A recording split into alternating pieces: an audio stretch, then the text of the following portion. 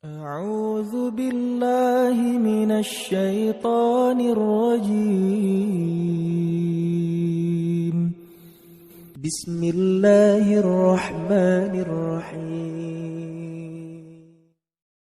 Ini juga penting teman-teman. Ternyata ya, kalau kita mau, kan orang bercanda teh pengen semangat lagi nih biar gak bosen. Bercanda mah untuk menghilangkan sedih, bercanda mah untuk menghilangkan stres, bercanda supaya dapat energi baru kan. Ternyata ada yang lebih efektif daripada bercanda kalau kita pengen semangat lagi. Kalau kita pengen survive dari sebuah masalah, ada yang lebih efektif daripada bercanda. Walaupun bercanda itu boleh. Apa yang lebih efektif? Menangis. Menangis itu, menitikkan air mata itu lebih powerful daripada tertawa. Cuman kita sering memilih tertawa daripada menangis. Sama kayak orang lebih senang minum kopi, walaupun minum kopi itu boleh, daripada minum air putih. Padahal lebih menyehatkan minum air putih, cuma kan gak ada sensasinya. Tapi kalau kita bisa mengubah mindset kita, kalau orang teman-teman nanya, ngopi yuk gitu kan gitu ya, minum air putih yuk kan gitu ya. Bisa gak sih kita ngomong kayak gitu? Nah ini mengubah mindset nih. Kalian lagi ngapain? Lagi minum air putih. Pasti dibilang, gak seru ah. Kalau kalian lagi ngapain? Lagi ngopi. Di mana? Di kafe. Lagi ngapain? Lagi minum air putih. Di mana? Di beer house. Di beer house minum air putih. Kan? Ini kan keren nih. Minumnya air putih. Di beer house minum air putih. Di kafe minum air putih. Kalau yang masih beer house ya. Tapi kalau bisa nggak usah. Terus di tempat apa? Dimanapun lagi. Hari ini belum minum air putih gitu. Bukan hari ini belum ngeteh, belum ngopi. Pagi-pagi dihidangin kopi sama istri kita. Papa mah sekarang udah gak minum kopi. Papa mah malamnya menangis, siangnya minum air putih. Kan gitu ya. Wah itu keren tuh. Malamnya nangis, siangnya minum air putih. Berarti papa udah gak bercanda dong. Enggak mah nangis gitu. Jadi air mah nangis tapi sambil tersenyum. Mana nangisnya ya. Coba kita ubah mindset dari boleh minum air putih, tetapi boleh minum kopi. Tapi yakinlah air putih lebih baik daripada kopi. Makanya Nabi mengatakan air itu tahurun, air itu bersih dan membersihkan. Air itu bersih dan membersihkan. Dan memang secara medis, secara kedokteran, secara biologi juga air putih paling baik untuk tubuh kita. Sangat menggantikan energi tubuh kita. Tapi kalau kopi, sensasi itu. Walaupun tetap baik kalau nggak banyak gulanya. Yang masalahnya kalau kebanyakan gula. Jadi gula yang dikopiin, bukan kopi yang digulain. Saking manisnya. Nah, bercanda dengan menangis juga ibaratnya sama. Boleh bercanda, tapi porsinya cuma seperti minum kopi. Jangan minum kopi aja, habis makan ngopi. Sebelum makan ngopi, mau jalan ngopi. Ngopi aja sehari sampai 2 liter. Ada gak sih orang yang ngopi 2 liter dan sehat gak sih? Ngopi kalau segelas, secangkir masih sehat nih. Apalagi kalau kopinya kopi bener, bukan kopi yang gitu. Kopi yang asli gitu ya. Kopi yang benar, asli, disimpan selama 100 tahun misalnya. Itu kan sehat tuh. Udah gitu baristanya keren lagi. Secangkir, 2 cangkir dalam sehari masih wajar. Bayangin kalau ngopi sehari 2 liter. Kan gak sehat kan?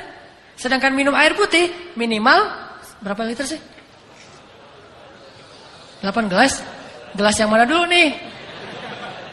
Bebas aja ya. Nah kalau air putih sehari 2 liter kan sehat. Melancarkan ginjal kita juga jadi sehat, melancarkan pencernaan segala macam lah, auranya juga jadi segar gitu. Sedangkan kopi kebanyakan justru jadi eksotis kayak kopi kan ya. Kenapa kok Ustadz warnanya eksotis banget? Saya senang ngopi gitu misalnya. Kalau yang kurang eksotis berarti senang coklat. Kalau yang sangat tidak eksotis berarti senang susu. Apaan gitu ya. Intinya kebanyakan kopi itu tidak sehat, sama seperti kebanyakan bercanda. Bercanda sewajarnya, oke. Bercanda secangkir, bercanda 2 cangkir. Tapi bayangin kemana-mana bercanda. Sama kayak orang kemana-mana bawa botol aqua tapi isinya kopi. Ngopi lagi. Nggak bagus juga buat jantung dia. Makanya sewajarnya perbanyaklah menangis. Karena menangis itu air mata kita menggugurkan dosa dan membersihkan hati yang kotor. Air mata itu seperti hujan. Kalau di Arab itu diibaratkan hujan itu membersihkan rumah, daun-daun dari debu. Karena mereka mah padang pasir, daun banyak yang berdebu dibersihkan oleh air hujan. Maka begitulah air mata membersihkan hati seseorang. Coba nanti bayangin bedanya kesan habis ketawa sama habis nangis. Habis ketawa seru tapi capek. Ketawa, aduh capek juga ya ketawa ya. Capek kan? Tapi kalau menangis, insya Allah nggak akan capek. Kalau nangisnya karena dosa-dosa, nangisnya karena ingat Allah, nangisnya karena ingat akhirat, itu nggak akan capek. Justru habis nangis, semangat tuh. Beda banget kesannya habis nangis sama habis ketawa. Makanya ketawanya jangan kebanyakan. Nabi mengatakan, kalau kalian melihat apa yang aku lihat, kalian akan sedikit tertawa. Boleh ketawa, tapi sedikit. Dan banyak menangis. Makanya kalau teman-teman belajar, saya juga lagi belajar nih. Lagi galau, nangis. Gak apa-apa, nangisnya tapi bukan karena masalah itu.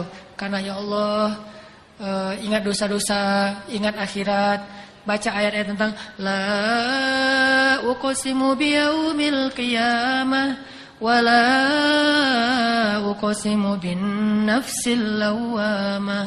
Kita baca ayat itu, kita renungin, nanti saya pada hari itu gimana ya nasib saya? Coba bayangin nasib kita ketika bangkit dari kubur, kita jadi apa tuh? Ketika bisa menangis, berarti mata kita termasuk mata yang diberkahi. Justru salah satu di antara bukti seseorang itu jauh dari Allah, dia matanya menjadi beku, tidak pernah bisa menangis. Dan setelah menangis, pasti kesannya berbeda ketimbang setelah ketawa. Makanya kalau disuruh milih, banyakan mana? Banyakan nangis deh. Tapi kenyataannya kita dalam sehari lebih banyak tertawa, hampir tidak pernah menangis. Tunggu nangis kalau udah banyak masalah banget baru nangis.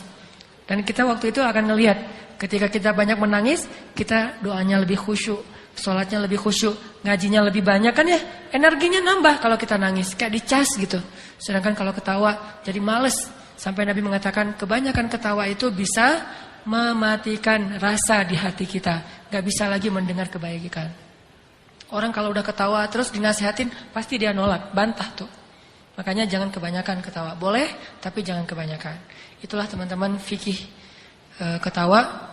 Bagaimana kita menjadikan ketawa kita berpahala, menjadikan ketawa kita itu hadiah buat teman kita, menjadikan ketawa kita itu ikut sunnah, menjadikan ketawa kita itu benar-benar penyegaran tetapi tidak berlebihan, dan hindari ketawa-ketawa yang syubhat, dusta, ketawa yang jahil, ketawanya nyeleneh, hindari itu. Dan jangan juga terlalu banyak sehingga kita tetap bisa menangis di malam hari. Jadi kalau kita udah ketawa tiba-tiba disuruh nangis agak susah. Saya kurang bisa ya langsung membalikkan kondisi dari habis ketawa nangis, susah. Kecuali ketawa nangis, kenapa ketawa kok nangis? Mati lampu. Lagi film, lagi bola gitu seru, tiba-tiba mati lampu kan nangis ya. Karena mau gol gak jadi gara-gara bukan nggak jadi gol, nggak jadi ngelihat gara-gara mati lampu. Itu mungkin bisa, tapi bukan nangis karena Allah. Tangisi dosa-dosa, maka bergugurlah dosa itu. Tapi kalau kita mentertawakan dosa, maka bertambah dosa kita. Tangisi kesia-siaan hidup kita, karena ketawa juga bisa membuat hidup kita banyak sia-sia. Jangan banyak ketawa, tapi boleh banyaklah menangis. Cari teman yang bisa buat kita menangis, karena teman yang bisa buat kita ketawa itu udah banyak. Teman yang sehari-hari bisa bikin kita ketawa udah banyak. Yang sedikit itu teman yang bisa bikin kita menangis. Cari itu juga biar balance tadi tuh. Kalau nggak bisa nangis lebih banyak, minimal 50-50 deh.